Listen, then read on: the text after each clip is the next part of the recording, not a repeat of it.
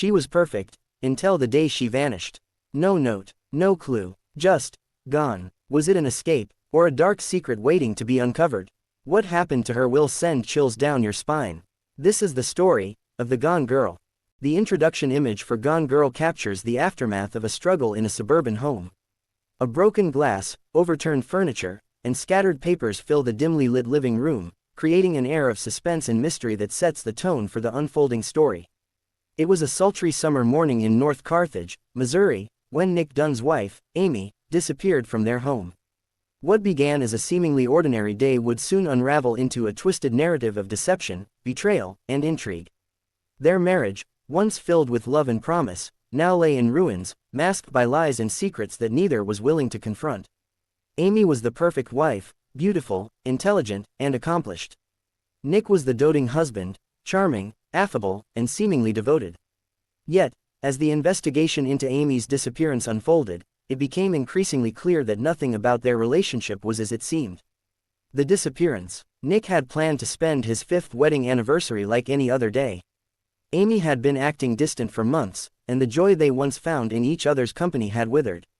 The economy had collapsed, their once idealistic marriage had followed suit, and now they were reduced to a lifeless routine.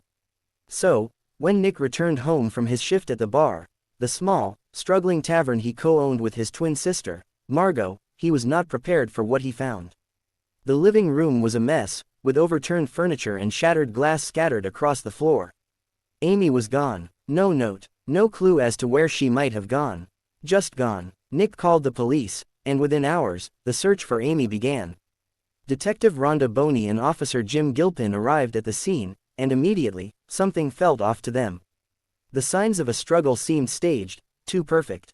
Amy, the meticulous planner, had vanished without a trace, leaving behind only questions. As the media picked up the story, the public became obsessed with the amazing Amy persona.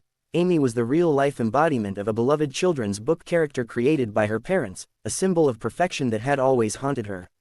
Now, she was missing, and Nick, the husband who should have been distraught, appeared strangely calm. He smiled inappropriately during interviews, fumbled over his words, and displayed a complete lack of emotion. Nick Dunn stares at the disarray in his living room, processing the shock of Amy's disappearance. Nick's side. Nick's narrative is presented in a straightforward, almost detached manner. He recounts their courtship and marriage, how he met Amy at a party in New York City, where they were both living at the time. Their connection had been instantaneous, a whirlwind romance filled with late-night talks, lavish dates, and deep conversations. Amy had been everything Nick could have ever wanted in a partner. She was witty, insightful, and challenging in ways that pushed him to be a better version of himself. But marriage, as Nick soon discovered, wasn't what he had imagined. Amy's perfection began to feel like a prison. Her expectations of him were impossibly high, and she seemed to grow increasingly dissatisfied with the life they were building together. They had moved back to Nick's hometown in Missouri to take care of his ailing parents and open the bar, but Amy resented the small-town life and the loss of the glamorous existence they once shared. Her disdain for Nick's family, his job, and the town itself gnawed at their relationship until it was barely recognizable. Nick's detachment from Amy's disappearance raised eyebrows, but it wasn't until Amy's diary was discovered that the narrative began to shift. The diary entries, dating back to the beginning of their relationship, painted a picture of a woman who had once been madly in love with her husband but was slowly driven to fear and despair. She wrote about Nick's temper, his cheating, and her growing terror that he might one day hurt her. Amy's side. Amy's diary tells a very different story. Through her entries, the reader is introduced to a woman who is deeply in love, only to find herself trapped in a marriage with a man who resents her. Amy describes the early days of their romance as magical, but as time went on, Nick became cold, distant, and unfaithful. She writes about his affair with a much younger woman and her growing certainty that Nick would one day kill her. The diary culminates in her final, chilling entry, "This man may kill me." But Amy's diary is a carefully constructed lie. Unbeknownst to everyone, Amy is very much alive. She has orchestrated her own disappearance to frame Nick for her murder. Amy, who has always been in control of her life, has grown increasingly frustrated by Nick's infidelity and the deterioration of their marriage.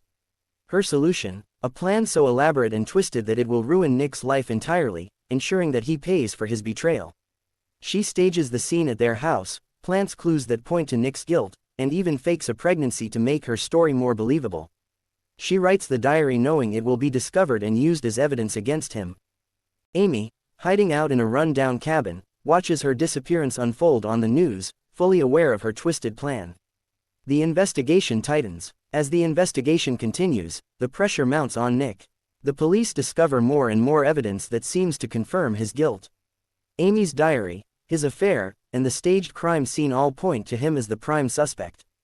The media frenzy intensifies, and Nick becomes public enemy number one. His every move is scrutinized, and his lack of emotion is seen as proof of his involvement. Meanwhile, Amy is living her best life under a new identity in a run-down cabin far from North Carthage. She watches the news coverage of her disappearance with a sick sense of satisfaction. She has successfully fooled everyone, Nick, the police, and the media. Her plan is going perfectly, until it isn't. Amy's plan begins to unravel when she is robbed by two petty criminals who take all the money she had saved for her new life. Now, stranded and penniless, Amy has no choice but to come up with a new plan. She turns to Daisy Collins, an old boyfriend who has always been obsessed with her. Daisy takes Amy in, unaware that she is using him just as she used everyone else in her life. Nick speaks at a press conference, pleading for Amy's return while the weight of suspicion bears down on him.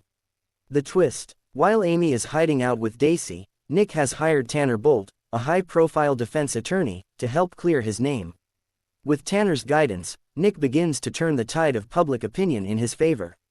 He appears on national television, delivering a heartfelt plea for Amy's return and apologizing for his past mistakes. Slowly, people begin to believe that maybe Nick isn't the monster the media has made him out to be. But Amy, ever the master manipulator, has one final twist in store. Daisy, who believes he is rescuing Amy from an abusive husband, becomes her next victim. She stages a violent scene, killing Daisy and making it look like he had kidnapped and assaulted her.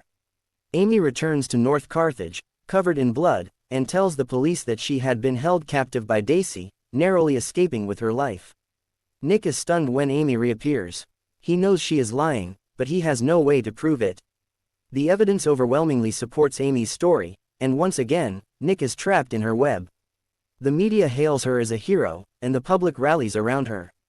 Nick, now cleared of suspicion, is forced to welcome Amy back into his life, knowing full well that he is stuck with her forever.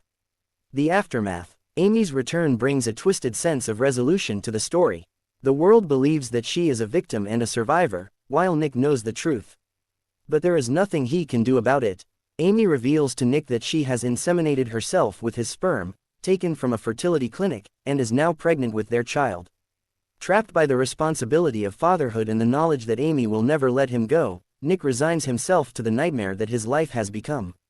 As the story concludes, Nick reflects on the life he will now lead, a life with a woman who has destroyed him, manipulated the world, and yet somehow, made herself indispensable to him. Amy's victory is complete, and Nick, broken and defeated, can only look on as she smiles, knowing she has won.